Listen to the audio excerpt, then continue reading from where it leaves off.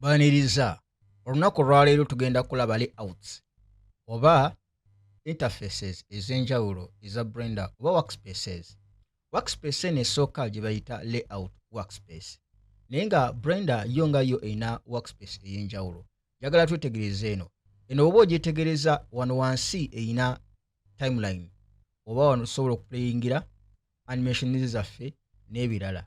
Nti oba ogyetegereza eno standard layouts ebiseera ebisinga gye tumaliramu obudde obusinga obungi. Naye nga Blender erina interfaces eziwerako. Ekyokulabirako erina modeling layout. Era mu modeling layout olaba nti nno timeline yaffe evuddewo. Wabula wano bakuleetedde menu ewerako egenda okusobozesa okubeera nga osobola okweditinga. Kati mu kweditinga kuno era olaba nti no wano otusobola okumanipulatinga vertices oba points, edges ne faces. So njagala okimanye nti no Blender wekituuka mu modeling mwana wattu erina tools mpitirivu nnyo okamala. Era singa onyiga right click olaba nti nno ku object yaffe etuleetedde ebintu bingi nnyo ebiwerako. Then erina ne kye bayita sculpting. Sculpting tujja kukiyitanga okubumba. Wano mu kubumba wano era njagala weetegereze nti okubumba tekyawukanye nnyo ne modeling. Era ojja kulaba nti nno timeline yaffe egenda n'evaawo. Mu kubumba muno kiringanga onaakwata ebbumba mwana wattu n'otandika okubumba ekintu kyonna ky'oba oyagadde. So okubumba kuno mwana wattu mwe tutandikira okumanipulatinga vertices yaffe engeri gyeba efaananamu oba gye twagala efaananemu. Ekyokulabirako nti we tutandika okubumba olaba nti no we can manipulate our scene. Era nti no wano etuwadde gundi mpitirivu nnyo, tools mpitirivu nnyo ezitabadde mu modeling. So okubumba nako tujja kubeera nga tukulaba nga kweyawulidde. Wabula njagala okimanye nti no okubumba kuno kwawukana n'okubumba kuno okwa bulijjo. So era ne kino tekyawukana nnyo na modeling. Wabula nti no wano tugezaako okumanipulatinga vertices nga tuziwa enfaanana ey'enjawulo eyawukana ku modeling. So byawukanamuko katono ne mwana wattu byeyisa kye kimu. Then waliwo interface oba workspace gye bayita UV editing. UV editing eno oba ogiraba kwe kuddira ne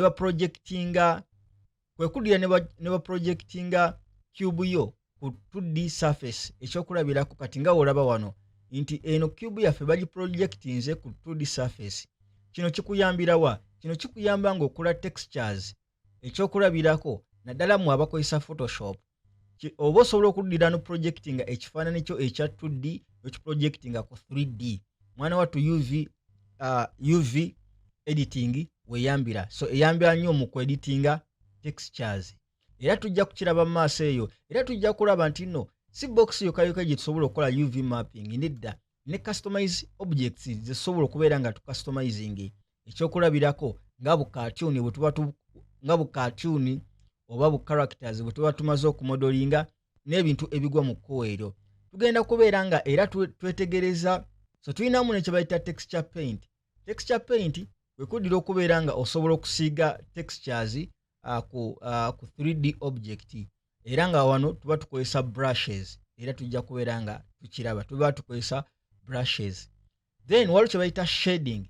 Shading layout mwana wattu wano we tukolera textures ez'enjawulo. Textures nagambye mubeeramu at least color, mubeeramu at least roughness, mubeeramu n'ebintu ebigwa mu kkubo eryo. Nti tuba twagala tumanye nti object yo efaanana etya, erina texture ki, eri rough kwenkana ki, eriflectinga, erina kye bayita spatulas n'ebirala ebigwa mu kkubo eryo tugenda okulaba. Era nti n'ojja wano sometimes wojja wano nti ne mode yaffe gye tuvyungamu ebintu ekyuka. Sometimes neva mu solid mode ne tudda mu rendered mode. Wano mu rendered mode we tusobola okubeera nga ssaawa zino tusinga tugamba nti neno cube yaffe tugiselectinge tugiwe base color. Wano mwana wattu osobola okudetermininga color ya object yaffe oba twagala ebeere reflective n'ebirala ebigwa mu kkubo eryo. Era tugenda kubeera nga tugyetegereza nga yeeyawulidde. Tulina kye bayita animation. Mu animations muno mwana wattu wano tutandika okwanimatingira ebintu byaffe era olaba nti nno wano bakomyawo timeline wano tusobola okubeera nga tumanipulatinga keyframes era wano wansi ne batuwa nga tusobola okubeera nga turecordinga ebintu ebyenjawulo. Ekyokulabirako kanselectinga cube yaffe eno kanyige kye bayita auto keying. Auto keying kiba kitegeeza nti no nsobola okugrabinga cube eno nentandika ogyanimatinga wala wongyanimatinga olaba nti no wano ndrowinsewo keyframe singa keyframes singa ntambuza timeline nemala nenkyusa ekifo kya cube yange bwenti oba nenkola ne rotation maybe nezija nawo kati mwana wattu wano mba nkoze kye bayita animation era singa nzija wano nentandika okuplayinga mwana wattu olaba cube yange etandika okubeera nga animatinga. So okwanimatinga kuno this is what we call the keyframes.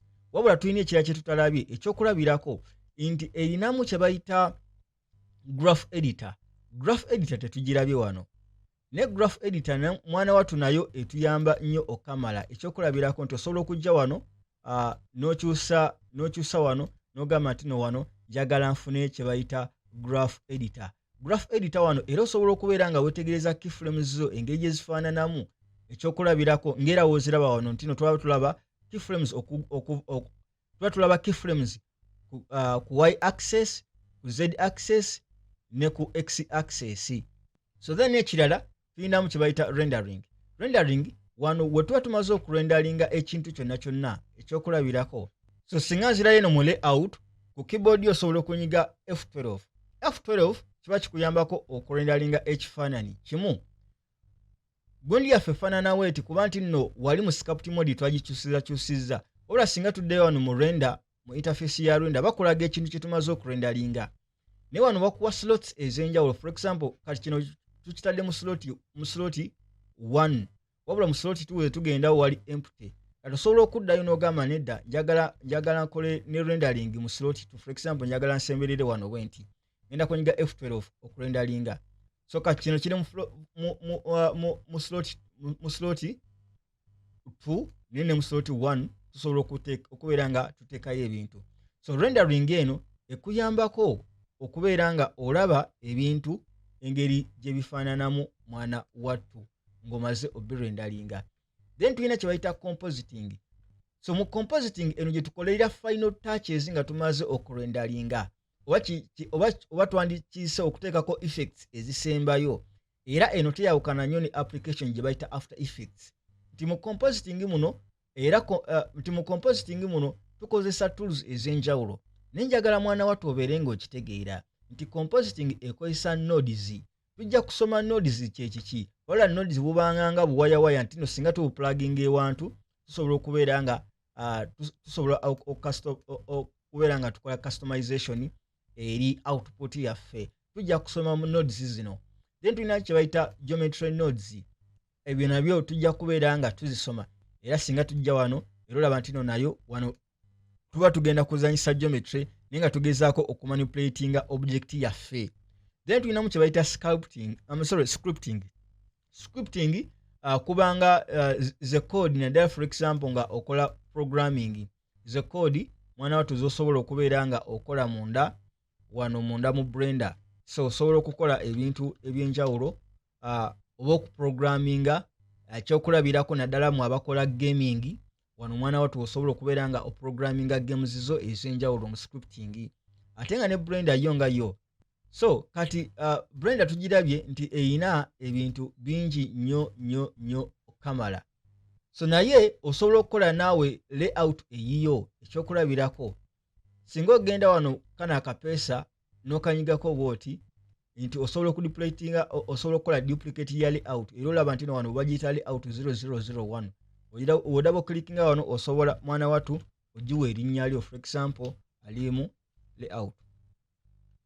Wamala ogiwa erinnya lyo maybe osobola ogicustomizing nga bw'oyagala. Maybe osobola ogamba nti kansplitinge eno kangikyuse maybe eno ebeere shaded view, shaded layout. Eno layout yo womala eno layout yo gyoba customizinze osobola okujja wano mu file n'ogamba mu defaults n'ogisavinga nga startup. nti buli wonaaba obikudde blender yo mwana wattu eno layout egenda kubeera nga ekomawo.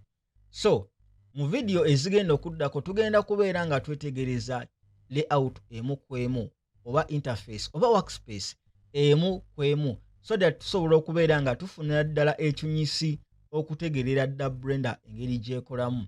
Naye njagala okimanye nti no blender si nzibu nnyo, wabula singa otegeera engeri gy'osobola okukozesaamu interface emu n'ogitegeerera ddala mwana wattu kiba kyangu nnyo okubeera nga osobola okubeera nga otegeera okukozesa workspace endala eziba zisigadde zonna. Kubanga lwaki zino workspace bazaawula basobole okubeera nga bakwanguyiza omulimu munda mu blender. Y'ensonga lwaki olaba nti no animation eri yokka woba ogenda kukola animations babeere nga basobola okukwanguyiza animations.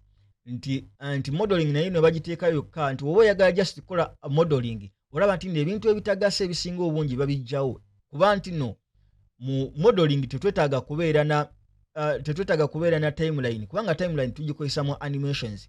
Mu modeling tuba tetugenda kukola animations. Y'ensonga lwaki olaba nti no gundi eno bagijjawo. So bagezaako okukwanguyiza emirimu. Ne mwana wattu osobola okusigala mu layout emu, for example eno yonna nosobola okwaccessinga ebintu byonna ng'era we twalabye nti no singa onyiga tab ku keyboard yo osobola okubeera nga oswitchinga wakati wa layout emu ku ndala. Naye ndowooza olaba wenyize tab nga ndi mu layout eno esooka olaba nti no wano byonna ebintu ebibeera mu standard layout bikyaliwo, ate ne tools endala eza modeling nazo zizze, ate n'ekirala wano osigaza timeline. Kiba kitegeeza ki? Nti layout tezikosa ngeri gy'okolamu munda mu blender, tekina kyekikosa. Inshallah ngenda kubeera nga mbalaba mu episode egenda okubeera nga eddako. Mwana wattu egenda kubeera nga nyangu nnyo, kansubire nti no wano ogenda otegeera ebintu munda mu blender mpola. So tulabagane mu episode eddako, mubeere bulungi, mweraba.